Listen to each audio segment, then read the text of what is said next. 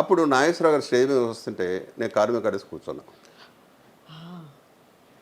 నాకు తెలీదు అంటే అంత గొప్ప ఆయన ఈయన లేవాలి అన్నది కూడా నాకు తెలియదు. అంటే నేను గర్వం అని అది అయ్యి ఉండొచ్చు, అది కూడా తెలియదు. ఏం చూసుకుని గర్వం, కానీ లోపల భయం మాట, లేవాలా లేచి కూర్చోవాలి అన్నట్టుగా ఉండింది నా పరిస్థితి. ఆయన ఇలా అంటే చూపులు ఉంటాయి కదా, ఆయన చూపులు వెళ్ళిపోయారు. లోపల నాకు పిగుతుంది, అది గుర్తొచ్చింది ఆయన స్టేట్. సరే ఫస్ట్ రోజు ఆయన రాగానే కాళ్ళకి నమస్కారం పెట్టాను. ఏయ్ నా దగ్గర ఇలాంటివి ఉండవు, అక్కడ పెట్టుకోండి అన్నాడు. సార్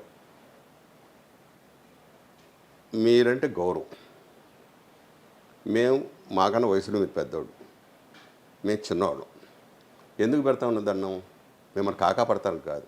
పైగా మీకు వేషాలు కూడా లేవు, మీకు ఉండే సంవత్సరానికి ఒకటో రెండో, నాకు సంవత్సరానికి 10-15 సినిమాలు ఉన్నాయి. ఇలాగే అన్న ఆయనతో. మరి ఏంటి అన్నాడు. ఈ ఇన్సిడెంట్ జరిగిందండి, అప్పుడు కూర్చున్నాను, అప్పుడు తప్పు చేశాను, ఆ తప్పు ఇప్పుడు సర్దిద్దుకున్నానండి అని. ఏడ్చేవాళ్ళే రా అని అప్పటి నుంచి ఆయన కూడా మొదలుపెట్టాడు, సాధు రా అని కబుర్లు చెప్పడం. ఆయనతో అలా జరిగిపోయింది.